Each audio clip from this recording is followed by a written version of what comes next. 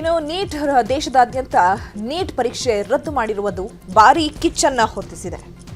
May 3ಕ್ಕೆ ನಡೆದಿದ್ದಂತಹ neat ಪರೀಕ್ಷೆ ರದ್ದು ಮಾಡಿ ರಾಷ್ಟ್ರೀಯ ಪರೀಕ್ಷಾ ಸಂಸ್ಥೆ ಆದೇಶ ಹೊರಡಿಸಿದೆ. ಶೀಘ್ರವೇ ಮರುಪರೀಕ್ಷೆಗೆ ದಿನಾಂಕ ನಿಗದಿ ಮಾಡ್ತೀವಿ ಅಂತ ರಾಷ್ಟ್ರೀಯ ಪರೀಕ್ಷಾ ಪ್ರಾಧಿಕಾರ ಹೇಳಿದೆ. ಮೇ 3ರಂದು ದೇಶದಾದ್ಯಂತ 22.79 ಲಕ್ಷ ವಿದ್ಯಾರ್ಥಿಗಳು ನೀಟ್ ಪರೀಕ್ಷೆ ಬರೆದಿದ್ರು. ಸದ್ಯ ಸಿಬಿಐ ತನಿಖೆ ನಡೆಸಲು ರಾಷ್ಟ್ರೀಯ ಪರೀಕ್ಷಾ ಸಂಸ್ಥೆ ಆದೇಶ ನೀಡಿದ್ದು ಶೀಘ್ರವೇ ಮರುಪರೀಕ್ಷೆಗೆ ದಿನಾಂಕ ನಿಗದಿ ಮಾಡ್ತೀವಿ ಅಂತ ಹೇಳಿದೆ. ಅಲ್ಲದೆ ಶೀಘ್ರದಲ್ಲೇ ಮರುಪರೀಕ್ಷೆ ದಿನಾಂಕ ಕೂಡ ಘೋಷಣೆ ಮಾಡುವುದಾಗಿ ರಾಷ್ಟ್ರೀಯ ಪ್ರಾಧಿಕಾರ ಹೇಳಿದೆ. ಮುಂದಿನ ಪರೀಕ್ಷೆಗೆ ಹೊಸದಾಗಿ ಅಡ್ಮಿಷನ್ ಕಾರ್ಡ್ ನೀಡ್ತೀವಿ, ಆದರೆ ಹೊಸದಾಗಿ ನೋಂದಣಿ ಮಾಡೋ ಅಗತ್ಯ ಇಲ್ಲ. ಈಗಾಗಲೇ ನೋಂದಾಯಿಸಿಕೊಂಡವರಿಗೆ ಪರೀಕ್ಷೆ ಮಾಡಲಾಗುತ್ತೆ. ಹೆಚ್ಚುವರಿ ಶುಲ್ಕ ಇಲ್ಲದೆ ಈಗಾಗಲೇ ಪಾವತಿಸಿರುವ ಶುಲ್ಕ ಅನ್ವಯವಾಗಲಿದೆ. ಹಳೆ ಪರೀಕ್ಷಾ ಕೇಂದ್ರದಲ್ಲೇ ಮತ್ತೆ ಪರೀಕ್ಷೆ ನಡೆಯಲಿದೆ ಅಂತ ಹೇಳಿದೆ. ನೀಟ್ ಪರೀಕ್ಷೆ ರದ್ದು ಮಾಡಿದ್ದಕ್ಕೆ ದೇಶದಾದ್ಯಂತ ಭಾರೀ ವಿರೋಧ ವ್ಯಕ್ತವಾಗಿದೆ. ರಾಷ್ಟ್ರ ರಾಜಧಾನಿ ದೆಹಲಿಯಲ್ಲಿ ಎನ್ಎಸ್ಯುಐ ವತಿಯಿಂದ ಪ್ರತಿಭಟನೆ ಮಾಡಲಾಗುತ್ತಿದೆ. ಕೇಂದ್ರ ಸರ್ಕಾರದ ವಿರುದ್ಧ ಎನ್ಎಸ್ಯುಐ ಕಾರ್ಯಕರ್ತರು ಆಕ್ರೋಶವನ್ನು ವ್ಯಕ್ತಪಡಿಸಿದ್ದಾರೆ. ಕೇಂದ್ರ ಸರ್ಕಾರದ ವೈಫಲ್ಯದಿಂದಲೇ ನೀಟ್ ಪರೀಕ್ಷೆ ಪತ್ರಿಕೆ ಸೋರಿಕೆಯಾಗಿದೆ. ಮಕ್ಕಳ ಜೀವನದ ಜೊತೆ ಕೇಂದ್ರ ಸರ್ಕಾರ ಚೆಲ್ಲಾಟವಾಡ್ತಾ ಇದೆ ಅಂತ ಎನ್ಎಸ್ಯುಐ ಕಾರ್ಯಕರ್ತರು ಬೀದಿಗಿಳಿದು ಪ್ರತಿಭಟನೆ ಮಾಡಿದ್ದಾರೆ.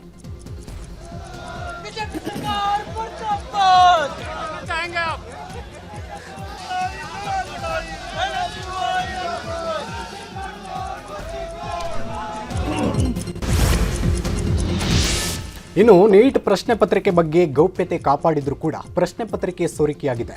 ಮೆಸೇಜ್ ಮೂಲಕ ಪ್ರಶ್ನೆ ಪತ್ರಿಕೆ ಲೀಕ್ ಆಗಿದೆ. ಪರೀಕ್ಷೆಗೂ ಮೊದಲು ಖಾಸಗಿ ವಾಟ್ಸ್ಆಪ್ ಗ್ರೂಪ್ಗಳ ಮೂಲಕ ಹಲವರಿಗೆ ಪ್ರಶ್ನೆ ಪತ್ರಿಕೆ ಸಿಕ್ಕಿತ್ತು. ಕೇರಳದಿಂದ ರಾಜಸ್ಥಾನಕ್ಕೆ ಪ್ರಶ್ನೆ ಪತ್ರಿಕೆ ರವಾನಿಸಲಾಗಿತ್ತು. ಕೇರಳದಲ್ಲಿದ್ದ ವಿದ್ಯಾರ್ಥಿಯೊಬ್ಬ 300 ಪ್ರಶ್ನೆಗಳಿರುವ ಕ್ವಶ್ಚನ್ ಬ್ಯಾಂಕ್ ಅನ್ನು ರವಾನಿಸಿದ್ದಾನೆ. ಮೂಲ ಪ್ರಶ್ನೆ ಪತ್ರಿಕೆ ಜೊತೆಗೆ ತಾಳೆ ಹಾಕಿದಾಗ 150 ಪ್ರಶ್ನೆಗಳು ಮ್ಯಾಚ್ ಆಗಿದೆ. ರಾಜಸ್ಥಾನದಿಂದ ದೇಶಾದ್ಯಂತ ಪ್ರಶ್ನೆ ಪತ್ರಿಕೆ ಲೀಕ್ ಆಗಿದ್ದು ತಾನು ಸಿಕ್ಕಿ ಬೀಳಬಾರದು ಅಂತ ಆತನೇ ಪೊಲೀಸರಿಗೆ ದೂರು ನೀಡಿದ್ದ. ಕೊನೆಗೆ ತಾನೇ ತೋಡಿದ್ದ ಬಾವಿಗೆ ಪಿಜಿ ಮಾಲೀಕ ಬಿದ್ದಿದ್ದಾನೆ. आज सवेरे राजस्थान पुलिस से एक रिक्वेस्ट आई थी। नीट परीक्षा मामले में एक व्यक्ति को हिरासत में लेने के लिए रिक्वेस्ट की गई थी। Accordingly Nashik police crime branch unit 2 ने एक व्यक्ति को हिरासत में लिया है। राजस्थान पुलिस का एक पथक यहाँ पे आने वाला है उस एक्यूज को हिरासत में लेने के लिए। अकॉर्डिंगली इस एक्यूज को उनके हिरासत में ले लिया जाएगा। सर क्या चैलेंज से कैसे उसको ट्रेस किया गया? आज सब ಇನ್ನು ನೀಟ್ ಪರೀಕ್ಷೆ ರದ್ದಾಗಿದ್ದಕ್ಕೆ ಬೆಂಗಳೂರಿನಲ್ಲಿ ವಿದ್ಯಾರ್ಥಿಗಳು ಹಾಗೂ ಪೋಷಕರು ಬೇಸರ ವ್ಯಕ್ತಪಡಿಸಿದ್ದಾರೆ. ನೀಟ್ ಎಕ್ಸಾಮ್ಗಾಗಿ ನಾವು ತುಂಬಾ ತಯಾರಿ ಮಾಡಿದ್ವು. ತಿಂಗಳುಗಟ್ಟಲೆ ಪರೀಕ್ಷೆಗೆ ತಯಾರಿ ಮಾಡಿದ್ವಿ. ನಿದ್ದೆಗೆಟ್ಟು ಓದಿ ಪರೀಕ್ಷೆ ಬರೆದಿದ್ವಿ. ಈಗ ನೋಡಿದ್ರೆ ದಿಢೀರ್ ಅಂತ ಎಕ್ಸಾಮ್ ಕ್ಯಾನ್ಸಲ್ ಮಾಡಿದ್ದಾರೆ. ಇನ್ನೊಮ್ಮೆ ಎಕ್ಸಾಮ್ ಬರೀಬೇಕು ಅಂದ್ರೆ ಬಹಳ ಕಷ್ಟವಾಗುತ್ತೆ ಅಂತ ವಿದ್ಯಾರ್ಥಿಗಳು ತಮ್ಮ ಅಳಲನ್ನ ತೋಡ್ಕೊಂಡಿದ್ದಾರೆ. ಕಷ್ಟನೇ, ಬಿಕಾಸ್ ಮುಂಚೆ ಫುಲ್ಲು ಪ್ರಿಪೇರ್ ಆಗಿ ಎಲ್ಲ ಲೈಕ್ ಮರ್ತೋಗಿರ್ತೀವಿ. ಅಷ್ಟೊಂದು ಎಲ್ಲ ನಮ್ಕ ಇರಲ್ಲ, ಫ್ಯೂಸ್ ಮರ್ತೋಗಿರ್ತೀವಿ. ಸೊ ಫಸ್ಟಿಂದ ತಿರ್ಗಾ ಓದಬೇಕು ಅಂದರೆ it's really difficult. 600 days after 10th hard work ಮಾಡ್ತಿದ್ದೀವಿ and expectation was above 600. So ಗೊತ್ತಿಲ್ಲ, ಇವಾಗ ಸಡನ್ ಆಗಿ ಮತ್ತೆ ಎಕ್ಸಾಮ್ ಬರೀಬೇಕು ಅಂತ ಮೈಂಡ್ ಸೆಟ್ ಮತ್ತೆ ಇರಲ್ಲ, ಮತ್ತೆ ರಿಪೀಟ್ ಮಾಡೋಕ್ಕಂತ. ಸೊ ಕಂಪೇರ್ ಟು ಮುಂಚೆ ರ್ಯಾಂಕ್ ಜಾಸ್ತಿ ಬರುತ್ತೆ ಅಂದ್ಕೊಂಡಿದ್ರೆ ಇವಾಗ ಅಷ್ಟು ಎಕ್ಸ್ಪೆಕ್ಟೇಷನ್ಸ್ ಇರಲ್ಲ ಮತ್ತೆ ಈ ಎಕ್ಸಾಮಲ್ಲಿ. ಸೊ ಕಷ್ಟ ಆಗುತ್ತೆ. ಟ್ರೈ ಮಾಡಲೇಬೇಕು, ಇವಾಗ ಬೇರೆ ಆಪ್ಷನ್ ಇಲ್ಲ. ನೀಟ್ ಮರುಪರೀಕ್ಷೆಗೆ ರದ್ದುಗೊಳಿಸಿರುವುದಕ್ಕೆ ರಾಯಚೂರಿನ ಸಮ್ ಕಾಲೇಜಿನಲ್ಲಿ ವಿದ್ಯಾರ್ಥಿಗಳು ಪ್ರತಿಭಟನೆ ನಡೆಸಿದರು. ಸತತವಾಗಿ 2 ವರ್ಷಗಳ ಕಾಲ ಅಭ್ಯಾಸ ಮಾಡಿ ನೀಟ್ ಪರೀಕ್ಷೆಯನ್ನು ವಿದ್ಯಾರ್ಥಿಗಳು ಬರೆದಿರ್ತಾರೆ. ಬಹಳಷ್ಟು ವಿದ್ಯಾರ್ಥಿಗಳು ತಮಗೆ MBBS ಸೀಟ್ ಸಿಗುತ್ತೆ ಅನ್ನುವ ನಿರೀಕ್ಷೆಯಲ್ಲಿರ್ತಾರೆ. ಈಗ ಏನು ಮಾಡೋದು ಅಂತ ಆಕ್ರೋಶವನ್ನು ಹೊರಹಾಕಿದ್ದಾರೆ. ಸರ್, ಯಾಕಂದರೆ ನಾವು 2 ವರ್ಷ ಹಗಲು ರಾತ್ರಿ ಅನ್ನೋದೇ ದೊಡ್ಡ ಕಷ್ಟವನ್ನು ಪಟ್ಟಿದ್ದೀವಿ. ತಂದೆ ತಾಯಿಗಳು ನಮಗೆ ಹಗಲು ರಾತ್ರಿ ಅನ್ನದೆ ಅವರು ಬೆವರು ಸುರಿಸಿ ನಮಗೆ ಕಾಲೇಜ್ನಲ್ಲಿ ಕೋಚಿಂಗ್ನಲ್ಲಿ ಎಲ್ಲೋ ಹಚ್ಚಿರ್ತಾರೆ. ಅವ್ರ ಕಷ್ಟ ಅಂತೆ ನಾವು ನೆಟ್ಟಿಗೆ ಓದ್ತಿರ್ತೀವಿ. ಇವ್ರು ಈ ರೀತಿ ಏನಾದರೂ NTA ನಮಗೆ ಅನ್ಯಾಯ ಮಾಡಿದರೆ ಕೇಂದ್ರ ಸರ್ಕಾರದ ಅದು ಅವರ ಕೆಪಾಸಿಟಿಯಿಂದ ಅವ್ರು ನೆಟ್ಟಿಗೆ ಎಕ್ಸಾಮ್ ಮಾಡಿದರೆ ನಾವು ಏನೋ ಬರಿತಿದ್ವಿ. ನಾವಿವಾಗ ಚೆನ್ನಾಗಿ ರಿಸಲ್ಟ್ ಬರುತ್ತೆ ಅಂಥೇಳಿ ಕಾಯ್ಕೊಂಡು ಕುಂತಿದ್ವಿ. ಬಟ್ ಇವಾಗ ಇನ್ನೊಮ್ಮೆ ಎಕ್ಸಾಮ್ ಬರೀಬೇಕಂದ್ರೆ ಯಾವ ಸ್ಟೂಡೆಂಟಿಗೂ ಆಗಲ್ಲ ಸರ್. ಇನ್ನು ನೀಟ್ ಪರೀಕ್ಷೆ ರದ್ದು ಕುರಿತಂತೆ ಪ್ರತಿಕ್ರಿಯಿಸಿರುವ ಕೋಚಿಂಗ್ ಸೆಂಟರ್ನ ಪ್ರೊಫೆಸರ್ ವೆಂಕಟರಾಮಯ್ಯ, ಮರುಪರೀಕ್ಷೆ ನಡೆಸೋದು ಸವಾಲಾಗಿದೆ. ಮಕ್ಕಳನ್ನ ಅದೇ ಮೈಂಡ್ ಸೆಟ್ಗೆ ತಂದು ಕೂರಿಸಬೇಕು. 600 ದಿನ ಪ್ರತಿದಿನ 10 ಗಂಟೆ ಓದ್ತಾ ಇದ್ರು. ಈಗ ಮತ್ತೆ ಮರುಪರೀಕ್ಷೆ ಅಂದ್ರೆ ಕಷ್ಟವಾಗುತ್ತೆ ಅಂತ ಹೇಳಿದ್ರು. 10 ಗಂಟೆ ಅಂದ್ರೆ ಒಂದು ಪರೀಕ್ಷೆಗೆ ನಾವು ಮಕ್ಕಳನ್ನ ಮಾನಸಿಕವಾಗಿ ಸಿದ್ಧ ಮಾಡಬೇಕಾದ್ರೆ ಸಿಕ್ಕಾಪಟ್ಟೆ ಶ್ರಮ ಪಡಬೇಕು. ಅಷ್ಟೆಲ್ಲವನ್ನು ಮಾಡಿ ಒಂದು ಎಕ್ಸಾಮ್ ರೆಡಿ ಮಾಡಿ ಆಯ್ತಪ್ಪ ಎಕ್ಸಾಮ್ ಮುಗೀತು ಇವತ್ತಿಂದ ನೀವು ಫ್ರೀ ಹೋಗ್ರಿ ಎಲ್ಲಾದ್ರೂ. 600 ದಿನ ಮಕ್ಕಳಿಗೆ ಓದಿಸಿರೋದು, 600 ದಿನ ಪ್ರತಿದಿನ 10 ಗಂಟೆ ಅಂದರೆ 6000 ಗಂಟೆ ಆಗೋಯ್ತು ಅಲ್ವಾ? 6000 ಗಂಟೆ ಮಕ್ಕಳಿಗೆ ಓದಿಸಿರೋದು. ಇವಾಗ ಸಡನ್ ಆಗಿ ಇಲ್ಲ ಅಂದರೆ ಆಮೇಲೆ ಕೆಲವರೆಲ್ಲ ಬೇರೆ ಊರು ಕೊಟ್ಟೋಗಿದ್ದಾರೆ. ಎಷ್ಟು ಬೇರೆ ಬೇರೆ ಊರು ಅಂತಂದರೆ ಆಂಧ್ರ, ತಮಿಳುನಾಡು, ಗುಲ್ಬರ್ಗ, ರಾಯಚೂರು ಇಲ್ಲೆಲ್ಲ ಹೊಟ್ಟೋಗಿದ್ದಾರೆ. ಅವ್ರು ಅಲ್ಲಿಂದ ಇನ್ನೆಲ್ಲಿಗೆ ಹೋಗಿರ್ತಾರೋ ಟ್ರಿಪ್ ಅಥವಾ ಇನ್ನೆಲ್ಲಿ ಟ್ರಿಪ್ ಮಾಡ್ಕೊಂಡಿರ್ತಾರೋ, ಅದ್ರ ಜೊತೆಗೆ ಪೇರೆಂಟ್ಸ್ ಕೂಡ ಬರಬೇಕಲ್ವ. So there is a severe problem. ಇದು ಸಾಮಾನ್ಯ ವಿಚಾರ ಅಂತೂ ಅಲ್ಲ. ಕರ್ನಾಟಕದ 2.5 ಲಕ್ಷ ಜನ ವಿದ್ಯಾರ್ಥಿಗಳ ಮತ್ತು ಅವರ ಪೋಷಕರಿಗೆ ಆಗಿರುವಂಥ ಅತ್ಯಂತ ಕಠಿಣವಾದ. ಇನ್ನು ನೀಟ್ ಮರುಪರೀಕ್ಷೆ ಬಗ್ಗೆ ಕಾಂಗ್ರೆಸ್ನವರು ಕೆಂಡಾಮಂಡಲರಾಗಿದ್ದಾರೆ. ಯುವಕರ ಭವಿಷ್ಯದ ಕಗ್ಗೊಲೆ ಎಂದು ಕೇಂದ್ರ ಸರ್ಕಾರದ ವಿರುದ್ಧ ರಾಹುಲ್ ಗಾಂಧಿ ಆಕ್ರೋಶ ಹೊರಹಾಕಿದ್ದಾರೆ. ಇನ್ನು 22 ಲಕ್ಷ ವಿದ್ಯಾರ್ಥಿಗಳ ಕನಸು ನುಚ್ಚುನೂರಾಗಿದೆ. ಲಕ್ಷಾಂತರ ವಿದ್ಯಾರ್ಥಿಗಳು ನಿದ್ದೆಗೆಟ್ಟು ಪರೀಕ್ಷೆ ಬರೆದಿದ್ರು. ಆದರೆ ಕೇಂದ್ರದ ತಪ್ಪಿಗೆ ವಿದ್ಯಾರ್ಥಿಗಳಿಗೆ ಶಿಕ್ಷೆ ನೀಡಲಾಗಿದೆ. ನಿರ್ಲಕ್ಷ್ಯ ಹಾಗೂ ಭ್ರಷ್ಟಾಚಾರಕ್ಕೆ ವಿದ್ಯಾರ್ಥಿಗಳು ಬಲಿಯಾಗಿದ್ದಾರೆ ಎಂದು ಎಕ್ಸ್ನಲ್ಲಿ ಪೋಸ್ಟ್ ಹಾಕಿ ವಿಪಕ್ಷ ನಾಯಕ ರಾಹುಲ್ ಗಾಂಧಿ ಕೇಂದ್ರ ಸರ್ಕಾರದ ವಿರುದ್ಧ ಕಿಡಿಕಾರಿದ್ದಾರೆ. ಇನ್ನು ನೀಟ್ ಮರುಪರೀಕ್ಷೆ ಮುಂದೂಡಿಕೆ ವಿಪಕ್ಷಗಳ ಟೀಕೆಗೆ ಕೇಂದ್ರ ಸಚಿವ ಕುಮಾರಸ್ವಾಮಿ ತಿರುಗೇಟು ಕೊಟ್ಟಿದ್ದಾರೆ. ನಮ್ಮ ರಾಜ್ಯದಲ್ಲಿ ಎಷ್ಟು ಬಾರಿ ಪರೀಕ್ಷೆ ಮುಂದೆ ಹಾಕಿದ್ದೀರಾ? ಕಾಂಗ್ರೆಸ್ ಕಾಲದಲ್ಲಿ ಎಷ್ಟು ಅನಾಹುತ ಆಗಿಲ್ಲ? ನಮ್ಮ ರಾಜ್ಯದಲ್ಲಿ ಕೆಪಿಎಸ್ಸಿ ಸಂಸ್ಥೆಯನ್ನು ಸರಿಪಡಿಸಲು ಆಗಿಲ್ಲ. ರಿಡೂ ಮಾಡಿಕೊಟ್ಟ ವ್ಯಕ್ತಿಯನ್ನು ಕೆಪಿಎಸ್ಸಿ ಅಧ್ಯಕ್ಷ ಮಾಡಿದ್ರು. ಈಗಾಗಲೇ ತನಿಖೆ ಆರಂಭವಾಗಿದೆ. ವಾಸ್ತವಾಂಶ ಬರೋವರೆಗೂ ಕಾಯಬೇಕು ಅಂತ ಹೇಳಿದರು. ನಮ್ಮ ರಾಜ್ಯದಲ್ಲಿ ಎಷ್ಟು ಬಾರಿ ಮುಂದಾಕಿದ್ದೀರಿ? ನಿಮ್ಮ ಕಾಲದಲ್ಲೇ ಎಷ್ಟು ಅನಾಹುತಗಳಾಗಿಲ್ಲ. ಇವತ್ತು ನಮ್ಮ ರಾಜ್ಯದಲ್ಲಿ ಒಂದು KPSC ಸಂಸ್ಥೆನ ಸರಿಪಡಿಸ್ಲಿಕ್ಕಾಗಿದೆ. ಯಾವ ರೀತಿಯಲ್ಲಿ ಆ ಸಂಸ್ಥೆ ಬಗ್ಗೆ ಇವತ್ತು ಜನಗಳು ಮಾತನಾಡ್ತಾರೆ. ಇವತ್ತು ಈ KPSC ಸಂಸ್ಥೆ ಹಾಳಾಗ್ತಕ್ಕಂಥದ್ದು ಪ್ರಾರಂಭ ಆಗಿದ್ದೆ ಬಹುಶಃ ನನ್ನ ಅಭಿಪ್ರಾಯದಲ್ಲಿ ಈಗಿನ ಸರ್ಕಾರ ಹಿಂದೆ 2013ರಲ್ಲಿ ಸರ್ಕಾರ ಏನು ರಚನೆ ಮಾಡಿದರು ಅಲ್ಲಿಂದ ಪ್ರಾರಂಭ ಆಯಿತು. ಅವತ್ತು ಮುಖ್ಯಮಂತ್ರಿಗಳು ಹೇಳಿದ್ರು ತೊಳಿತೀವಿ ಅಂತ ಹೇಳಿ. ಯಾವ ರೀತಿ ತೊಳೆದ್ರು? ಏನೊಂದು ಹೊರಗಡೆ ಲೀಕ್ ಆಗಿದೆ, ಅದು ಇವತ್ತು ಚರ್ಚೆಗೇನು ಪ್ರಾರಂಭ ಆಗಿದೆ. ಹೌದು, ಒಂದೊಂದು ಬಾರಿ ಯಾರೋ ಮಾಡೋದು ತಪ್ಪಿಗೆ ಸಂಪೂರ್ಣವಾದ ತಪ್ಪನ್ನು ಸರ್ಕಾರದ ಮೇಲೆ. ನೀಟ್ ಪ್ರಶ್ನೆ ಪತ್ರಿಕೆ ಸೋರಿಕೆ ವಿಚಾರದ ಬಗ್ಗೆ ಮಾಜಿ ಸಚಿವ ಅಶ್ವಥ್ ನಾರಾಯಣ್ ಪ್ರತಿಕ್ರಿಯೆ ನೀಡಿದ್ದಾರೆ. ಬೆಂಗಳೂರಿನಲ್ಲಿ ಮಾತನಾಡಿದ ಅವರು, ನೀಟ್ ಪರೀಕ್ಷೆ ವಿಚಾರದಲ್ಲಿ ಪೇಪರ್ ಲೀಕ್ ಆಗಿದೆ ಅಂತ ಕೆಲ ಪ್ರದೇಶದಲ್ಲಿ ವರದಿಯಾಗಿದೆ. ಮರುಪರೀಕ್ಷೆ ಮಾಡೋದಾಗಿ NTA ಹೇಳಿದೆ. ರೀಸ್ಕೆಡ್ಯೂಲ್ ಮಾಡಿ, ಸಮಯ ವ್ಯರ್ಥ ಆಗದಂತೆ ಮಾಡಿ. ಪ್ರಶ್ನೆ ಪತ್ರಿಕೆ ಸೋರಿಕೆ ಮಾಡಿರುವವರ ಮೇಲೆ ಕಠಿಣ ಕ್ರಮ ಆಗಬೇಕು. ಮೆರಿಟ್ಗೆ ಕಾಂಪ್ರಮೈಸ್ ಆಗಬಾರದು. ಎಲ್ಲರೂ ಸಹಕರಿಸಿ ಮರುಪರೀಕ್ಷೆ ತಕ್ಷಣ ಆಗಲಿ ಅಂತ ಹೇಳಿದ್ದಾರೆ. ಪೇಪರ್ ಲೀಕ್ ಆಗಿದೆ ಅನ್ನುವಂಥದ್ದು ಕೆಲವು ಭಾಗದಲ್ಲಿ ಕೆಲವು ಪ್ರದೇಶದಲ್ಲಿ ಆಗಿರುವಂಥದ್ದ ಒಂದು ವರದಿಯ ಹಿನ್ನೆಲೆಯಲ್ಲಿ ಈಗಾಗಿರುವಂಥ ಪರೀಕ್ಷೆಯನ್ನು ಕ್ಯಾನ್ಸಲ್ ಮಾಡಿ, ವಜಾ ಮಾಡಿ, ಮರುಪರೀಕ್ಷೆಯನ್ನು ಮಾಡಲಿಕ್ಕೆ ಇವತ್ತೇನು NTA ನ್ಯಾಷನಲ್ ಟೆಸ್ಟಿಂಗ್ ಏಜೆನ್ಸಿಯವರು ನಿರ್ಧಾರವನ್ನು ತಗೊಂಡಿದ್ದಾರೆ. ಇದು ಒಳ್ಳೆಯ ನಿರ್ಧಾರ. ಯಾಕೆಂದರೆ ಮೆರಿಟ್ನಲ್ಲಿ ಕೆಲವೊಂದು ಕಡೆ ಕಾಂಪ್ರಮೈಸ್ ಆಗಬಾರ್ದು. ಅದನ್ನು ರೀಶೆಡ್ಯೂಲ್ ಮಾಡಿ ಎಕ್ಸಾಮ್ ಮಾಡ್ತಿರೋಂಥದ್ದನ್ನ ತಕ್ಷಣ ಮಾಡಿ, ಸಮಯ ವ್ಯರ್ಥವಾಗದಂಗೆ ತಕ್ಷಣ ಮಾಡಿಕೊಟ್ಟು, ಮತ್ತು ಯಾರು ಈ ಲೀಕನ್ನು ಮಾಡಲಿಕ್ಕೆ ಕಾರಣಕರ್ತಿದ್ದಾರೆ ಅದರ ವಿರುದ್ಧವಾಗಿ CBI ತನಿಖೆಯನ್ನು ಆಜ್ಞೆ ಮಾಡಿದ್ದಾರೆ. ಆ ತನಿಖೆ ಆಗಿ ನೀಟ್ ಪರೀಕ್ಷೆ ರದ್ದು ವಿಚಾರದ ಬಗ್ಗೆ ಉನ್ನತ ಶಿಕ್ಷಣ ಸಚಿವ ಡಾಕ್ಟರ್ MC ಸುಧಾಕರ್ ಪ್ರತಿಕ್ರಿಯೆ ನೀಡಿದ್ದಾರೆ. ನ್ಯೂಸ್ 18 ಜೊತೆ ಮಾತನಾಡಿದ ಅವರು, ಇದೊಂದು ಆಘಾತಕಾರಿಯಾಗಿದೆ, ಆತಂಕಕಾರಿ ಸಂಗತಿಯಾಗಿದೆ. 1 ವರ್ಷ ಸಮಯ ಮೀಸಲಿಟ್ಟು ಪರೀಕ್ಷೆ ಬರೆಯುತ್ತಾರೆ. ಪದೇ ಪದೇ ಪ್ರಶ್ನೆ ಸೋರಿಕೆ ಆಗ್ತಿದ್ರೆ NTA ವೈಫಲ್ಯವೇ ಇಂತಹ ಪರೀಕ್ಷೆ ಅಗತ್ಯ ಇದೆ ಎಂಬ ಪ್ರಶ್ನೆ ಮೂಡುತ್ತದೆ. ನೀಟ್ ಪರೀಕ್ಷೆ ರದ್ದು ಮಾಡಿ ರಾಜ್ಯ ಸರ್ಕಾರಗಳಿಗೆ ಜವಾಬ್ದಾರಿ ಕೊಡಬೇಕು. ತನಿಖೆಯಲ್ಲಿ ಪ್ರಶ್ನೆ ಪತ್ರಿಕೆ ಸೋರಿಕೆ ಸಾಬೀತಾದ ಮೇಲೆ ಪರೀಕ್ಷೆ ರದ್ದು ಮಾಡಿದ್ದಾರೆ ಎಂದು ವಾಗ್ದಾಳಿ ನಡೆಸಿದ್ದಾರೆ. ಖಂಡಿತ ಈಗ BJPಯವರು ಹಾಕ್ಕೊಟ್ಟಿರ್ತಕ್ಕಂಥ ದಾರಿ, ನಮ್ಮ ಕರ್ನಾಟಕ ಪರೀಕ್ಷಾ ಪ್ರಾಧಿಕಾರದಲ್ಲಿ ಪರೀಕ್ಷೆಗಳನ್ನು ಮಾಡುವಂಥ ಸಂದರ್ಭದಲ್ಲಿ ಸಣ್ಣ ಪುಟ್ಟ ಸಮಸ್ಯೆಗಳು, ತಪಾಸಣೆ ವೇಳೆ ಕೆಲವರು ಅಲ್ಲಿರ್ತಕ್ಕಂಥ ತಪಾಸಣೆ ಮಾಡ್ತಕ್ಕಂಥವರ ಬೇಜವಾಬ್ದಾರಿಯಿಂದ ಆಗಿರ್ತಕ್ಕಂಥ ಘಟನೆಗಳಿಂದ ಏನು ನೇರವಾಗಿ ಮುಖ್ಯಮಂತ್ರಿಗಳ ರಾಜೀನಾಮೆ, ಇನ್ನು ಮತ್ತೆ ಬೇರೆ ಬೇರೆ ರೀತಿ ಒಂದು ಸರ್ಕಾರದ ಮೇಲೆ ಆಪಾದನೆ, ಗೂಬೆ ಕೂರಿಸ್ತಕ್ಕಂಥ ಕೆಲಸವನ್ನು ಮಾಡ್ತಕ್ಕಂಥ ಸ್ಥಳೀಯ BJP ನಾಯಕರಿಗೆ ನಾನು ವಿನಂತಿಸ್ಕೊಳ್ತೇನೆ. ಈಗ ಇದಕ್ಕೆ ನಿಮ್ಮ ಉತ್ತರ ಏನು? ಇದಕ್ಕೆ ನಿಮ್ಮ ಬದ್ಧತೆ ಏನು? ಇವತ್ತು ಲಕ್ಷಾಂತರ ಮಕ್ಕಳ ಭವಿಷ್ಯತ್ತಿನ ಜೊತೆಯಲ್ಲಿ ಪದೇ ಪದೇ ಈ ರೀತಿ ಚೆಲ್ಲಾಟ ಆಡ್ತಕ್ಕಂಥ ನಿಮ್ಮ ಕೇಂದ್ರದ ಸರ್ಕಾರದ ಇಲ್ಲಿರ್ತಕ್ಕಂಥ ಮಂತ್ರಿಗಳ ಬಗ್ಗೆ ನೀವು ಏನು ಹೇಳ್ತೀರಾ? ಅವರ ರಾಜೀನಾಮೆಯನ್ನು ನೀಟ್ ಪರೀಕ್ಷೆ ಪ್ರಶ್ನೆ ಪತ್ರಿಕೆ ಲೀಕ್ ಪ್ರಕರಣದ ವಿಚಾರದ ಬಗ್ಗೆ ಸಚಿವ ಸಂತೋಷ್ ಲಾಡ್ ವಾಗ್ದಾಳಿ ನಡೆಸಿದ್ದಾರೆ. ಧಾರವಾಡದಲ್ಲಿ ಮಾತನಾಡಿದ ಅವರು, ಕೇಂದ್ರ ಸರ್ಕಾರ ಏನು ಮಾಡಿದರೂ ನಡೆಯುತ್ತದೆ, ಏನು ಸೋರಿಕೆಯಾದರೇನೂ ಲೆಕ್ಕಕ್ಕಿಲ್ಲ. ಕೇಂದ್ರ ಸರ್ಕಾರಕ್ಕೆ ಕೇಳುವವರು ಯಾರು? ಕಳೆದ 12 ವರ್ಷಗಳಿಂದ ಅವರಿಗೆ ಯಾವ ವಿಚಾರ ಕೇಳುವುದು? ಈ ದೇಶದಲ್ಲಿ ಒಬ್ಬ ದೇವರಿದ್ದಾರೆ, ಆ ಹೆಸರು ಜೈ ಅನ್ನಬೇಕು ಎಂದು ವಾಗ್ದಾಳಿ ನಡೆಸಿದ್ದಾರೆ. ಬೇರೆ ಇದು ಏನು ನೀಟ್ ಸುವರ್ಣಿಕೆ, ಈ ಪತ್ರಿಕೆ ಸುವರ್ಣಿಕೆಗಳು ಇದಕ್ಕೆ ಏನು ಲೆಕ್ಕಲ್ಲ, ಬುಕ್ಕಲ್ಲ. ಈಗ ಒಬ್ಬರು ಈ ದೇಶದಲ್ಲಿ ದೇವರು, ಆ ದೇವ್ರನ್ನ ನೀವು ಒಪ್ಕೋಬೇಕು, ಅವ್ರ ಹೆಸರು ಜೈ ಅಂತಿರ್ಬೇಕು, ಹೋಗ್ತಿರ್ಬೇಕು ಅಷ್ಟೇ. ಈ ಲಾಸ್ಟ್ಗೆ ಅಲ್ಲಿಗೆ ಬಂದು ನಿಂತ್ಕೊಂಡಿರೋದು. ಈಗ ನಮ್ಮ ದೇವ್ರು ಬಂದು ಹೇಳಿದ್ರಲ್ಲ, ಇದು ಏನು. ತಮಿಳುನಾಡು ಸಿಎಂ ವಿಜಯ್ ನಾಳೆ ವಿಶ್ವಾಸಮತ ಯಾಚನೆ ಮಾಡಲಿದ್ದಾರೆ. ಈ ಬೆನ್ನಲ್ಲೇ ಮಹತ್ವದ ಬೆಳವಣಿಗೆ ನಡೆದಿದೆ. ಸಿಎಂ ಜೋಸೆಫ್ ವಿಜಯ್ ಎಐಎಡಿಎಂಕೆಯ ರೆಬೆಲ್ ಶಾಸಕರನ್ನ ಭೇಟಿಯಾಗಿದ್ದಾರೆ. ಪಕ್ಷದ ಮುಖ್ಯಸ್ಥ ಎಡಪ್ಪಾಡಿ ಕೆ ಪಳನಿಸ್ವಾಮಿ ವಿರುದ್ಧ ಬಂಡಾಯವೆದ್ದ ಶಾಸಕರ ಗುಂಪು ವಿಜಯ್ಗೆ ಬೆಂಬಲ ಘೋಷಿಸಿದೆ. ಹಿರಿಯ ನಾಯಕರಾದ ಎಸ್ಪಿ ವೇಲುಮಣಿ ಮತ್ತು ಸಿವಿ ಷಣ್ಮುಗಂ ನೇತೃತ್ವದ ಸುಮಾರು 30 ಶಾಸಕರು ಒಟ್ಟಾಗಿದ್ದಾರೆ ಎನ್ನಲಾಗಿದೆ. ಅಲ್ಲದೆ ಸಿವಿ ಷಣ್ಮುಗಂ ಪಾಳ್ಯದ ಸುಮಾರು 30 ಎಐಎಡಿಎಂಕೆ ಶಾಸಕರು ಎಸ್ಪಿ ವೇಲುಮಣಿ ಅವರನ್ನ ಶಾಸಕಾಂಗ ಪಕ್ಷದ ನಾಯಕರನ್ನಾಗಿ ಗುರುತಿಸುವಂತೆ ಕೋರಿ ಸ್ಪೀಕರ್ಗೆ ಅರ್ಜಿಯನ್ನು ಸಲ್ಲಿಸಿದ್ದಾರೆ. ಈ ಬೆನ್ನಲ್ಲೇ CM Vijay Indian Union Muslim League ನಾಯಕರನ್ನ ಭೇಟಿ ಮಾಡಿದ್ದಾರೆ.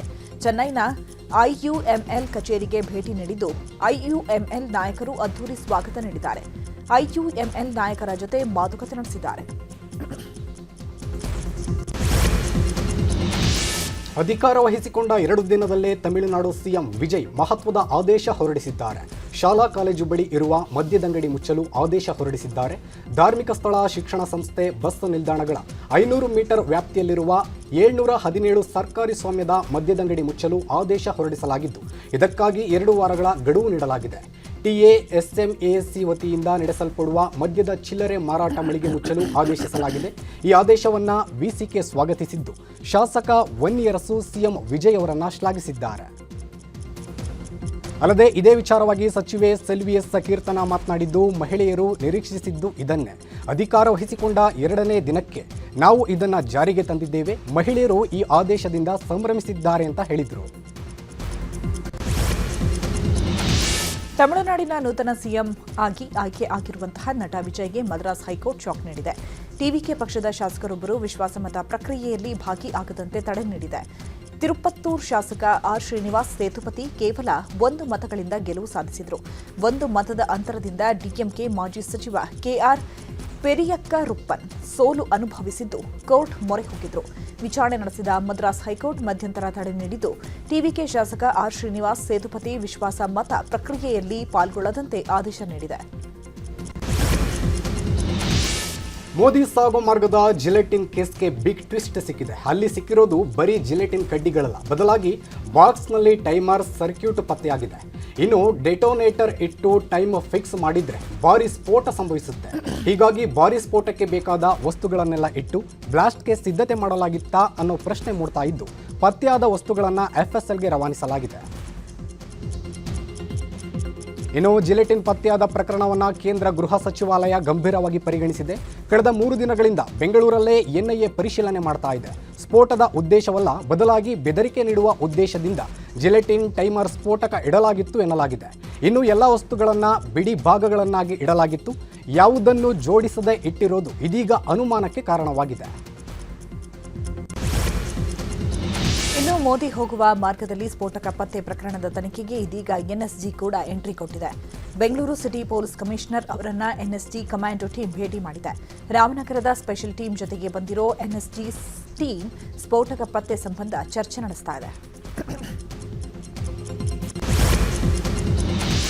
ಜಿಲೆಟಿನ್ ಕಡ್ಡಿ ಬ್ಲಾಸ್ಟ್ ಮಾಡೋದಾಗಿ ಬೆದರಿಕೆ ಪ್ರಕರಣ ಸಂಬಂಧ ಕೋರಮಂಗಲ ಠಾಣೆಯಲ್ಲಿ ಬಂಧಿತ ಲೋಹಿತ್ನನ್ನ ವಿಚಾರಣೆ ಮಾಡಲಾಗ್ತಾ ಇದೆ. ಆರೋಪಿಯನ್ನ ಪೊಲೀಸರು 10 ದಿನ ಕಸ್ಟಡಿಗೆ ಪಡೆದಿದ್ದಾರೆ.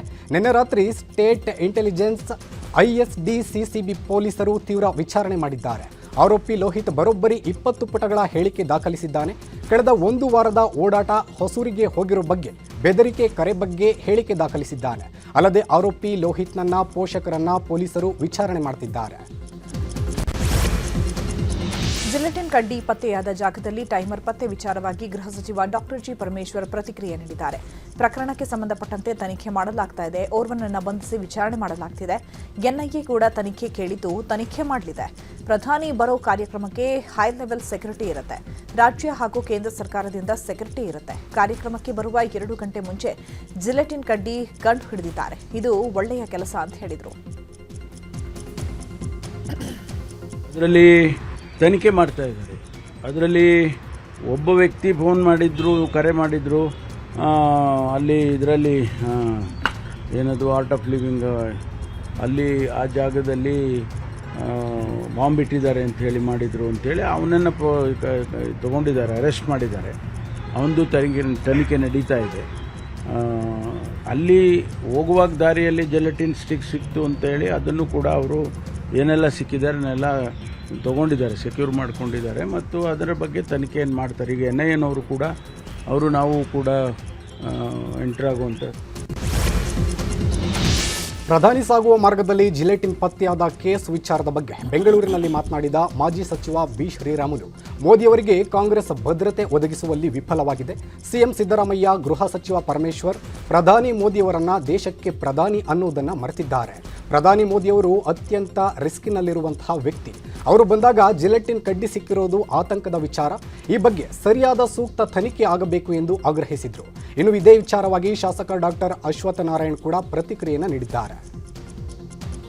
ಕರ್ನಾಟಕಕ್ಕೆ ಬೆಂಗಳೂರಿಗೆ ನಿನ್ನೆ ಬಂದಂಥ ಪ್ರಧಾನಮಂತ್ರಿಗಳ ಸಮಯದಲ್ಲಿ ಹತ್ತತ್ರ 100 ಮಂದಿನ ಇನ್ಸ್ಪೆಕ್ಟರ್ಗಳನ್ನು ವರ್ಗಾವಣೆ ಮಾಡಿದಂಥ ಕೆಲಸ ಈ ಸರ್ಕಾರ. ನಾನು ಕೇಳ್ತೇನೆ, ಅವ್ರು ಯಾಕೆ ಅಷ್ಟು ಅರ್ಜೆಂಟಾಗಿ ಅಷ್ಟು ತುರ್ತಾಗಿ ಅವ್ರನ್ನ ವರ್ಗಾವಣೆ ಮಾಡಲಿಕ್ಕೆ ಅವ್ರು ಏನು ಯಾಕಂದ್ರೆ ಇವತ್ತು ಪ್ರಧಾನಮಂತ್ರಿಗಳು ಬರೋಂಥ ಹಾದಿಯಲ್ಲಿ ಜಿಲ್ಟನ್ ಸಿಕ್ಕಿದಾವ, ವೈರ್ಗಳು ಸಿಕ್ಕಿದಾವ. ಅವ್ರಿಗೆ ಏನನ್ನು ಹೆಚ್ಚುಗಡೆ ಮಾಡಿದ್ರೆ ಯಾರು ಹೊಣೆ, ಯಾರು ರೆಸ್ಪಾನ್ಸಿಬಿಲಿಟಿ? ಆದಷ್ಟು ಶೀಘ್ರದಲ್ಲೇ NIA ತನಿಖೆಗೆ ಅದನ್ನ ಒಪ್ಪಿಸಬೇಕು ಅಂತೇಳಿ ನಾನು ಒತ್ತಾಯವನ್ನು ಕೂಡ ಮಾಡ್ತೀನಿ ರಾಜ್ಯ ಸರ್ಕಾರಕ್ಕೆ. ಭಾಳ ಸೂಕ್ಷ್ಮವಾಗಿರುವಂಥ ವಿಚಾರ. ಸನ್ಮಾನ್ಯ ಪ್ರಧಾನಮಂತ್ರಿಗಳು ಬಂದಾಗ ಯಾವ ರೀತಿ ಮುಂಜಾಗ್ರತೆಯನ್ನು ವಹಿಸಬೇಕಾಗಿತ್ತು ಅಥವಾ ಸುರಕ್ಷತೆಗೆ ಆದ್ಯತೆ ಯಾವ ರೀತಿ ಕೊಡಬೇಕಾಗಿತ್ತು ಅದೆಲ್ಲ ಒಂದು ಕಡೆ ಕೊಡೋದ್ರಲ್ಲಿ ವಿಫಲವಾಗಿರುವಂಥದ್ದು ಇಲ್ಲಿ ಭಾಳ ಸ್ಪಷ್ಟವಾಗಿ ವ್ಯಕ್ತವಾಗ್ತಿರುವಂಥದ್ದು ಈ ಒಂದು ಘಟನೆಯಿಂದ ವ್ಯಕ್ತವಾಗ್ತಿದೆ. ಹಾಗಾಗಿ ತನಿಖೆ ಆಗಲಿ, NIAಯಿಂದ ತನಿಖೆ ಆಗಿ ಇನ್ನೂ ಸ್ಪಷ್ಟವಾಗಿ ವರದಿ ಬಂದಾಗ ಇರೋದು. ಸಾರ್ವಜನಿಕ ಸಾರಿಗೆ ಬಳಸುವಂತೆ ಪ್ರಧಾನಿ ಕರೆ ವಿಚಾರವಾಗಿ ಗೃಹ ಸಚಿವ ಡಾಕ್ಟರ್ ಜಿ ಪರಮೇಶ್ವರ್ ಪ್ರತಿಕ್ರಿಯೆ ನೀಡಿದ್ದಾರೆ. ಜನರ ಓಡಾಟಕ್ಕೆ ಅನುಕೂಲವಾಗುವಷ್ಟು ಸಾರಿಗೆ ವ್ಯವಸ್ಥೆಯನ್ನು ನಾವು ಮಾಡಬೇಕಾಗತ್ತೆ. ಮೆಟ್ರೋಪಾಲಿಟನ್ ಸಿಟಿಯಲ್ಲಿ ಸಾರ್ವಜನಿಕ ಸಾರಿಗೆ ಹೆಚ್ಚು ಮಾಡಬೇಕು, ಅದನ್ನು ಹೆಚ್ಚು ಬಳಸಬೇಕು ಅಂತ ನಾವು ಹೇಳ್ತೇವೆ. ಆದರೆ ಅಷ್ಟು ಮೂಲಭೂತ ಸೌಕರ್ಯಗಳು ಹೆಚ್ಚು ಆಗಬೇಕಲ್ವಾ? ಮೆಟ್ರೋ ದರವು ನ್ಯಾಯೋಚಿತವಾಗಿ ಇರಬೇಕು ಅಂತ ಹೇಳಿದ್ದಾರೆ. ಈಗ ಇನ್ಫ್ರಾಸ್ಟ್ರಕ್ಚರ್ ಡೆವಲಪ್ಮೆಂಟ್ ಮಾಡೋದೇ ಆದ್ಯತೆ. ಮೆಟ್ರೋಪಾಲಿಟನ್ ಸಿಟೀಸಲ್ಲಿ ಪಬ್ಲಿಕ್ ಟ್ರಾನ್ಸ್ಪೋರ್ಟನ್ನು ಹೆಚ್ಚೆಚ್ಚು ಮಾಡಬೇಕು ಅನ್ನೋ ಒಂದು ಕಾನ್ಸೆಪ್ಟು ನಮ್ಮ ಒಂದು ರಾಜ್ಯಕ್ಕೆ ಅಷ್ಟೇ ಸೀಮಿತ ಆಗಿಲ್ಲ. ಅದು ಇಡೀ ದೇಶದಲ್ಲಿ ಎಲ್ಲ ಮೆಟ್ರೋಪಾಲಿಟನ್ ಸಿಟಿನಲ್ಲಿ ಪಬ್ಲಿಕ್ ಟ್ರಾನ್ಸ್ಪೋರ್ಟನ್ನು ಜಾಸ್ತಿ ಯೂಸ್ ಮಾಡಿ ಅಂತ ನಾವು ಕೂಡ ಅದನ್ನೇ ಹೇಳ್ತೇವೆ. ಆದರೆ ಅದು ಇನ್ಫ್ರಾಸ್ಟ್ರಕ್ಚರ್ ಆಗಬೇಕಲ್ಲ. ಈಗ ಇನ್ನು ಇದೇ ವಿಚಾರವಾಗಿ ವಿಜಯಪುರದಲ್ಲಿ ಇಂಡಿ ಶಾಸಕ ಯಶವಂತರಾಯಗೌಡ ಪಾಟೀಲ್ ಪ್ರತಿಕ್ರಿಯಿಸಿದ್ದು, ಪ್ರಧಾನಿ ಮೋದಿ ವಿರುದ್ಧ ಆಕ್ರೋಶ ಹೊರಹಾಕಿದ್ದಾರೆ. ಕೊರೋನಾ ಕಾಲದಲ್ಲಿ ದೀಪ ಹಚ್ಚಿ ಅಂತ ಹೇಳಿದ್ರು, ಈಗ ಚಿನ್ನ ಖರೀದಿ ಮಾಡದಿರಿ, ವಾಹನಗಳ ಬಳಕೆ ಕಡಿಮೆ ಮಾಡಿ ಅಂತ ಹೇಳಿ ಮೋದಿ ಅಪಹಾಸ್ಯಕ್ಕೆ ಈಡಾಗ್ತಿದ್ದಾರೆ. ವಿವೇಚನೆ ಇಲ್ಲದೆ ಮಾತನಾಡ್ತಿದ್ದಾರೆ. ಪ್ರಧಾನಿಯಾಗಿ ಹೀಗೆ ಮಾತನಾಡಬಾರದಾಗಿತ್ತು. ಪ್ರಧಾನಿಗಳ ಹೇಳಿಕೆಯಿಂದ ಜನರಲ್ಲಿ ಅಭದ್ರತೆ ಕಾಡಲು ಶುರುವಾಗುತ್ತೆ. ದೇಶದಲ್ಲಿ ಅಘೋಷಿತ ಎಮರ್ಜೆನ್ಸಿ ನಿರ್ಮಾಣವಾಗಿದೆ ಅಂತ ಕಿಡಿಕಾರಿದರು. ಪೆಟ್ರೋಲ್, ಡೀಸೆಲ್ ಕಡಿಮೆ ಬಳಸುವಂತೆ ಪ್ರಧಾನಿ ಮೋದಿ ಹೇಳಿಕೆಗೆ ಕಾಂಗ್ರೆಸ್ ವಿರೋಧ ವಿಚಾರದ ಬಗ್ಗೆ ಮಾಜಿ ಸಚಿವ ಶ್ರೀರಾಮುಲು ವಾಗ್ದಾಳಿ ನಡೆಸಿದ್ದಾರೆ. ಬೆಂಗಳೂರಿನಲ್ಲಿ ಮಾತನಾಡಿದ ಅವರು, ಈ ಹಿಂದೆ ಪ್ರಧಾನಿ ಆಗಿದ್ದ ಮನಮೋಹನ್ ಸಿಂಗ್ ಹಣಕಾಸು ಸಚಿವ ಚಿದಂಬರಂ ಅವರ ಹೇಳಿಕೆ ಗಮನಿಸಿ ಆಗ ದೇಶದ ಹಣಕಾಸು ಪರಿಸ್ಥಿತಿ ಏನಿತ್ತು? 2013ರಲ್ಲಿ ಚಿನ್ನ ಕಡಿಮೆ ಖರೀದಿ ಮಾಡಿ, ಪೆಟ್ರೋಲಿಯಂ ಬಳಕೆ ಕಡಿಮೆ ಮಾಡಿ ಅಂತ ಹೇಳಿದ್ದಾರೆ. ಅದನ್ನ ನೀವು ನೋಡಿ. ಕಾಂಗ್ರೆಸ್ ಈ ರೀತಿಯ ಹೇಳಿಕೆ ಸರಿಯಲ್ಲ ಅಂತ ಹೇಳಿದರು. ಶೃಂಗೇರಿ ವಿಧಾನಸಭಾ ಚುನಾವಣಾ ಫಲಿತಾಂಶ ಕುರಿತು ಸುಪ್ರೀಂ ಕೋರ್ಟ್ ಆದೇಶ ನೀಡಿದೆ. ಈ ವಿಚಾರದ ಬಗ್ಗೆ ಮೈಸೂರಿನಲ್ಲಿ ಸ್ಪೀಕರ್ UT ಖಾದರ್ ಪ್ರತಿಕ್ರಿಯೆಯನ್ನು ನೀಡಿದ್ದಾರೆ. ರಾಜೇಗೌಡರು ಪ್ರಮಾಣ ವಚನ ಸ್ವೀಕರಿಸಲು ಸಮಯ ಕೇಳಿದ್ದಾರೆ. ಸಮಯ ಯಾವಾಗ ಕೊಡಬೇಕೆಂದು ಇಂದು ರಾತ್ರಿ ಈ ಬಗ್ಗೆ ತೀರ್ಮಾನ ಮಾಡ್ತೇನೆ. ಸಂವಿಧಾನದ ಪ್ರಕಾರ ಪಡೆದುಕೊಳ್ತೇನೆ. ಕೋರ್ಟ್ ತೀರ್ಪಿನ ಪ್ರಕಾರ ನಡೆದುಕೊಳ್ತೇನೆ ಅಂತ ಸ್ಪೀಕರ್ UT ಖಾದರ್ ಹೇಳಿದ್ದಾರೆ. ಶೃಂಗೇರಿ ಹಾವೇರಿ ವಿಧಾನಸಭಾ ಕ್ಷೇತ್ರಕ್ಕೆ ಸಂಬಂಧಪಟ್ಟಂತೆ ಯಥಾಸ್ಥಿತಿ ಕಾಯ್ದುಕೊಳ್ಳಲು ಸುಪ್ರೀಂ ಕೋರ್ಟ್ ಸೂಚನೆ ನೀಡಿದೆ. ಈ ಬಗ್ಗೆ ಬೆಂಗಳೂರಿನಲ್ಲಿ ಪರಿಷತ್ ಸದಸ್ಯ ಭೋಜೇಗೌಡ ಪ್ರತಿಕ್ರಿಯೆ ನೀಡಿದ್ದು, ಕೌಂಟ್ ಮಾಡಿ ರಿಸಲ್ಟ್ ಅನೌನ್ಸ್ ಮಾಡಿ ಅಂತ ಕೋರ್ಟ್ ಹೇಳಿದ್ದು, ಆದ್ದರಿಂದ ಎಲೆಕ್ಷನ್ ಆಫೀಸರ್ ಕೌಂಟ್ ಮಾಡಿದ್ದಾರೆ, ರಿಸಲ್ಟ್ ಅನೌನ್ಸ್ ಮಾಡಿದ್ದಾರೆ. ಅದನ್ನು ಪ್ರಶ್ನಿಸಿ ರಾಜೇಗೌಡರು ಸುಪ್ರೀಂನಲ್ಲಿ ಮೇಲ್ಮನವಿ ಸಲ್ಲಿಸಿದ್ದಾರೆ. ಅದರಂತೆ ಹೈಕೋರ್ಟ್ ಆರ್ಡರ್ಗೆ ಸುಪ್ರೀಂ ಸ್ಟೇ ನೀಡಿದೆ. ಈಗಾಗಲೇ ಜೀವರಾಜ್ಗೆ ಸ್ಪೀಕರ್ ಪ್ರಮಾಣವಚನ ಸ್ವೀಕಾರ ಕೊಟ್ಟಿದ್ದಾರೆ. ಸುಪ್ರೀಂ ನೀಡಿರೋ ಸ್ಟೇ ಯಾವುದಕ್ಕೆ ಅನ್ನೋದರ ಬಗ್ಗೆ ಗೊಂದಲ ಇದೆ ಅಂತ ಹೇಳಿದರು. ರಾಜ್ಯ ಸಚಿವ ಸಂಪುಟ ಪುನಾರಚನೆ ವಿಚಾರದ ಬಗ್ಗೆ ಶಾಸಕ ಎಚ್.ಸಿ. ಬಾಲಕೃಷ್ಣ ಪ್ರತಿಕ್ರಿಯೆ ನೀಡಿದ್ದಾರೆ. ಬೆಂಗಳೂರಿನಲ್ಲಿ ಮಾತನಾಡಿದ ಅವರು, ಕೇರಳಂನಲ್ಲಿ ಸರ್ಕಾರ ರಚನೆಯಾದ ತಕ್ಷಣ ನಮ್ಮ ರಾಜ್ಯದ್ದು ಪ್ರಕ್ರಿಯೆ ಆರಂಭ ಆಗುತ್ತದೆ. ನನಗೆ 100ಕ್ಕೆ 100 ವಿಶ್ವಾಸ ಇದೆ. ಸೂಚನೆ ಏನೂ ಸಿಕ್ಕಿಲ್ಲ, ಆದರೆ ತುರ್ತಾಗಿ ಇರೋದು ಏನು ಎಂಬುದು ಮುಖ್ಯವಾಗಿದೆ. ಕೇರಳಂದು ಮುಗಿದ ತಕ್ಷಣ ನಮ್ಮ ಕಡೆ ಗಮನ ಹರಿಸ್ತಾರೆ ಅಂತ ಹೇಳಿದರು. ಧಾರವಾಡಕ್ಕೆ ಪ್ರತ್ಯೇಕ ಮಹಾನಗರ ಪಾಲಿಕೆ ವಿಚಾರ ಸರ್ಕಿಟ್ ಹೌಸ್ನಲ್ಲಿ ಜಿಲ್ಲಾ ಉಸ್ತುವಾರಿ ಸಚಿವ ಸಂತೋಷ್ ಲಾಡ್ ನೇತೃತ್ವದಲ್ಲಿ ಸಭೆ ನಡೆಸಲಾಯಿತು. ಪ್ರತ್ಯೇಕ ಮಹಾನಗರ ಪಾಲಿಕೆ ಹೋರಾಟದೊಂದಿಗೆ ಸಭೆ ಮಾಡಲಾಗಿದ್ದು, ಶೀಘ್ರದಲ್ಲೇ ಪಾಲಿಕೆ ಪ್ರತ್ಯೇಕ ಆಗಬೇಕು ಅಂತ ಒತ್ತಾಯಿಸಿದ್ದಾರೆ. ಈಗಾಗಲೇ ಸರ್ಕಾರದಿಂದ ಪ್ರತ್ಯೇಕ ಪಾಲಿಕೆಗೆ ಅಂಕಿತವಾಗಿದ್ದು, ಆದರೆ ರಾಜ್ಯಪಾಲರು ಅಂಕಿತ ಹಾಕುವಲ್ಲಿ ಹಿಂದೇಟು ಹಾಕ್ತಿದ್ದಾರೆ ಅಂತ ಆರೋಪಿಸಲಾಗಿದೆ. ಈ ಹಿನ್ನೆಲೆ ರಾಜ್ಯಪಾಲರ ಅಂಕಿತಕ್ಕೆ ಒತ್ತಾಯ ಮಾಡಬೇಕು ಅಂತ ಸಭೆಯಲ್ಲಿ ಆಗ್ರಹಿಸಲಾಯಿತು. ರೈಲ್ವೆ ಪರೀಕ್ಷೆಯಲ್ಲಿ ಕನ್ನಡಿಗರಿಗೆ ಅನ್ಯಾಯ ಆರೋಪ ಹಿನ್ನೆಲೆ ಕರವೇ ಪ್ರವೀಣ್ ಶೆಟ್ಟಿ ಬಣದ ನೇತೃತ್ವದಲ್ಲಿ ಬೃಹತ್ ಪ್ರತಿಭಟನೆ ನಡೆಸಿದ್ದಾರೆ. ಹುಬ್ಬಳ್ಳಿಯ ಅಂಬೇಡ್ಕರ್ ವೃತ್ತದಿಂದ ನೈಋತ್ಯ ರೈಲ್ವೆ ಜಿಎಂ ಕಚೇರಿಯವರೆಗೆ ಮೆರವಣಿಗೆ ಮಾಡಿದ ಕರವೇ ಕಾರ್ಯಕರ್ತರು ನೈಋತ್ಯ ರೈಲ್ವೆ ಜಿಎಂ ಕಚೇರಿಗೆ ಮುತ್ತಿಗೆ ಹಾಕಿ ಆಕ್ರೋಶ ವ್ಯಕ್ತಪಡಿಸಿದ್ದಾರೆ. ರೈಲ್ವೆ ಪರೀಕ್ಷೆಗಳಲ್ಲಿ ಕನ್ನಡಿಗರಿಗೆ ಪದೇ ಪದೇ ಅನ್ಯಾಯವಾಗ್ತಾ ಇದೆ. ಅದೊಂದು ಪರೀಕ್ಷೆಯಲ್ಲಿ ಕನ್ನಡ ಭಾಷೆಗೆ ಅವಕಾಶ ನೀಡಬೇಕು. ರೈಲ್ವೆ ಇಲಾಖೆಯಲ್ಲಿ ಕನ್ನಡಿಗರಿಗೂ ಉದ್ಯೋಗ ಮೀಸಲಿಡಬೇಕು. ಕನ್ನಡಿಗರಿಗೆ ಅನ್ಯಾಯವಾದರೆ ಸುಮ್ಮನಿರಲ್ಲ ಎಂದು ಎಚ್ಚರಿಕೆ ನೀಡಿದ್ದು, ನೈಋತ್ಯ ರೈಲ್ವೆ ಜಿಎಂ ಮೂಲಕ ಕೇಂದ್ರ ಸರ್ಕಾರಕ್ಕೆ ಮನವಿ ಸಲ್ಲಿಕೆ ಮಾಡಿದ್ದಾರೆ. ಕೊಪ್ಪಳದ ಅಂಜನಾದ್ರಿ ದೇಗುಲಕ್ಕೆ ಬಂಗಾರದ ಆಭರಣ ದೇಣಿಗೆ ವಿಚಾರದ ಬಗ್ಗೆ ಜಿಲ್ಲಾಧಿಕಾರಿ ಸುರೇಶ ಹಿಟ್ನಾಳ್ ಪ್ರತಿಕ್ರಿಯೆ ನೀಡಿದ್ದಾರೆ. ಕೊಪ್ಪಳದಲ್ಲಿ ಮಾತನಾಡಿದ ಅವರು, ಭಕ್ತರು ನೀಡಿರುವ ಆಭರಣವನ್ನು ಮತ್ತೊಮ್ಮೆ ಪರಿಶೀಲನೆ ನಡೆಸಲು ಹೇಳಿದ್ದೇನೆ. AMR ಕಂಪನಿಯವರು ದೇವಸ್ಥಾನದ ಆಡಳಿತ ಮಂಡಳಿಗೆ ಬಂಗಾರ ಖರೀದಿಯ ಬಗ್ಗೆ ಬಿಲ್ಗಳನ್ನು ನೀಡಿದ್ದಾರೆ. ಬಿಲ್ಗಳನ್ನು ಪರಿಶೀಲನೆ ನಡೆಸ್ತಾ ಇದ್ದೇವೆ. ಆಭರಣಗಳನ್ನು ನಾನು ಪರಿಶೀಲನೆ ನಡೆಸಲು ಆಗೋದಿಲ್ಲ. ಅದನ್ನು ತಜ್ಞರ ಬಳಿಯಿಂದ ಪರಿಶೀಲನೆ ನಡೆಸಬೇಕು.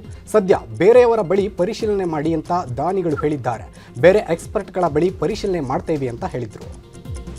ಇನ್ನು ಕೊಪ್ಪಳದ ಅಂಜನಾದ್ರಿ ದೇಗುಲಕ್ಕೆ ಬಂಗಾರದ ಆಭರಣ ದೇಣಿಗೆ ವಿಚಾರದ ಬಗ್ಗೆ ಸಂಸದ ರಾಜಶೇಖರ ಹಿಟ್ನಾಳ್ ಪ್ರತಿಕ್ರಿಯೆ ನೀಡಿದ್ದಾರೆ. ಕೊಪ್ಪಳದಲ್ಲಿ ಮಾತನಾಡಿದ ಅವರು, ದೇವಸ್ಥಾನಕ್ಕೆ AMR ಕಂಪನಿಯವರು ಬಂಗಾರದ ಆಭರಣ ನೀಡಿದ್ದಾರೆ. ಆಂಜನೇಯ ಸ್ವಾಮಿ ನೀಡಿರುವ ಬಂಗಾರದ ಬಗ್ಗೆ ಜಿಲ್ಲಾಡಳಿತ ಸ್ಪಷ್ಟಪಡಿಸ್ತಾ ಇದೆ. ಈ ಮಧ್ಯೆ ಶಾಸಕ ಗಾಲಿ ಜನಾರ್ದನ ರೆಡ್ಡಿ ಮಧ್ಯಸ್ಥಿಕೆ ಏಕೆ ವಹಿಸಬೇಕು? ಜನಾರ್ದನ ರೆಡ್ಡಿ ಈ ಹಿಂದೆ ಗಂಗಾವತಿ ಕ್ಷೇತ್ರದಲ್ಲಿ 2 BHK ಮನೆ ಕಟ್ಟಿಸಿಕೊಡ್ತೇನೆ ಅಂತ ಹೇಳಿದ್ರು.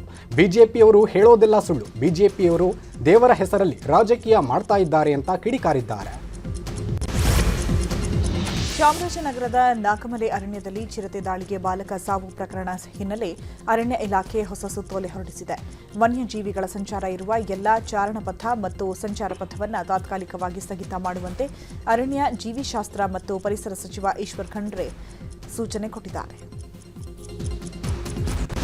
ಧಾರವಾಡ ನಗರದ ಹಲವೆಡೆ ಗುಡುಗು ಸಹಿತ ಭಾರೀ ಮಳೆಯಾಗಿದೆ. ಅರ್ಧ ಗಂಟೆಗೂ ಹೆಚ್ಚು ಕಾಲ ಮಳೆ ಸುರಿದಿದ್ದು ವಾಹನ ಸವಾರರು ಪರದಾಡಿದ್ದಾರೆ. ಧಾರವಾಡ ಗ್ರಾಮೀಣ ಪ್ರದೇಶಗಳಲ್ಲಿ ಗಾಳಿ ಸಹಿತ ಮಳೆಯಾಗಿದ್ದು ಉಪ್ಪಿನ ಬೆಟಗೇರಿ ರಸ್ತೆಯಲ್ಲಿ ಮರ ಬಿದ್ದು ಸವಾರರು ಪರದಾಡಿದ್ದಾರೆ. ಅರಣ್ಯ ಸಿಬ್ಬಂದಿ ಮರಗಳನ್ನು ತೆರವು ಮಾಡಿದ್ದಾರೆ.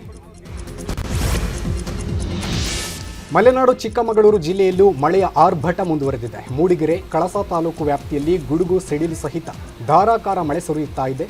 ಕೊಟ್ಟಿಗೆಹಾರ, ಬಣಕಲ್, ಚಾರ್ಮಾಡಿ, ಬಾಳೂರು ಭಾಗದಲ್ಲಿ ಧಾರಾಕಾರ ಮಳೆಯಾಗ್ತಾ ಇದೆ. ಕಳೆದ ರಾತ್ರಿ ಸುರಿದ ಮಳೆಗೆ ಬಾಳೆತೋಟ ಸಂಪೂರ್ಣ ನಾಶವಾಗಿರುವ ಘಟನೆ ದಾವಣಗೆರೆ ತಾಲೂಕಿನ ಕೆರೆಯಾಗಳಹಳ್ಳಿಯಲ್ಲಿ ನಡೆದಿದೆ. ಹಾಲೇಶಪ್ಪ ಅನ್ನೋರಿಗೆ ಸೇರಿದ 2 ಎಕರೆ ತೋಟದಲ್ಲಿ ಬೆಳೆದಿದ್ದ 100ಕ್ಕೂ ಅಧಿಕ ಬಾಳೆ ಗಿಡಗಳು ನೆಲಕ್ಕುರುಳಿದೆ. ಅಪಾರ ನಷ್ಟ ಉಂಟಾಗಿದೆ. ಜೂನ್ 21ರಂದು ಯೋಗ ಡೇ ಆಚರಿಸಲಾಗುತ್ತದೆ. ಈ ಹಿನ್ನೆಲೆಯಲ್ಲಿ ರಾಜ್ಯದ ಎಲ್ಲ ಕಾರಾಗೃಹ ಕೈದಿಗಳಿಗೆ ಯೋಗ ಕಾರ್ಯಕ್ರಮದಲ್ಲಿ ಭಾಗಿಯಾಗಲು ಸೂಚನೆಯನ್ನು ನೀಡಲಾಗಿದೆ. ಅದರಂತೆ ಪರಪ್ಪನ ಅಗ್ರಹಾರದಲ್ಲೂ ಎಲ್ಲ ಕೈದಿಗಳಿಗೆ ಯೋಗ ಕಲಿಕೆಗೆ ಡಿಜಿ ಅಲೋಕ್ ಕುಮಾರ್ ಸೂಚಿಸಿದ್ದಾರೆ. ಅದರಂತೆ ನಟ ದರ್ಶನ್ಗೂ ಯೋಗ ಡೇಯಲ್ಲಿ ಭಾಗಿಯಾಗುವಂತೆ ಸೂಚನೆ ನೀಡಲಾಗಿದೆ. ಆದರೆ ಯೋಗ ತರಬೇತಿಗೆ ಬೆನ್ನು ನೋವು ಇದೆ ಅಂತ ಹೇಳಿ ದರ್ಶನ್ ತರಬೇತಿಗೆ ಬಂದಿಲ್ಲ. ಆದರೆ ಯೋಗ ಡೇ ದಿನ ಆರೋಗ್ಯ ಸಮಸ್ಯೆ ಇರದಿದ್ರೆ ಬರುವುದಾಗಿ ದರ್ಶನ್ ತಿಳಿಸಿದ್ದಾರೆ. ಅಸ್ಸಾಂ ಸಿಎಂ ಪದಗ್ರಹಣ ಕಾರ್ಯಕ್ರಮದ ಬಳಿಕ ಉತ್ತರ ಪ್ರದೇಶ ಸಿಎಂ ಯೋಗಿ ಆದಿತ್ಯನಾಥ್ ಹಾಗೂ ರಕ್ಷಣಾ ಸಚಿವ ರಾಜನಾಥ್ ಸಿಂಗ್ ಪ್ರಸಿದ್ಧ ಕಾಮಾಖ್ಯ ದೇಗುಲಕ್ಕೆ ಭೇಟಿ ನೀಡಿದ್ದಾರೆ.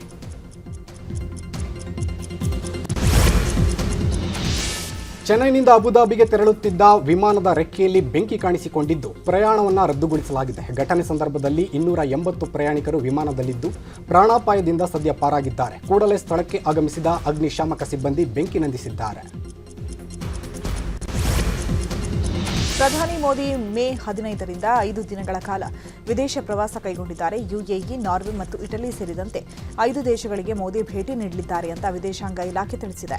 ಭೌಗೋಳಿಕ ರಾಜಕೀಯ ಕ್ರಾಂತಿಗಳ ನಡುವೆ ಭಾರತದ ದ್ವಿಪಕ್ಷೀಯ ಸಂಬಂಧಗಳನ್ನು ಮತ್ತಷ್ಟು ಗಟ್ಟಿಗೊಳಿಸಲು ಪ್ರಧಾನಿ ನರೇಂದ್ರ ಮೋದಿ ಯುಎಇ ಪ್ರವಾಸ ಕೈಗೊಂಡಿದ್ದಾರೆ.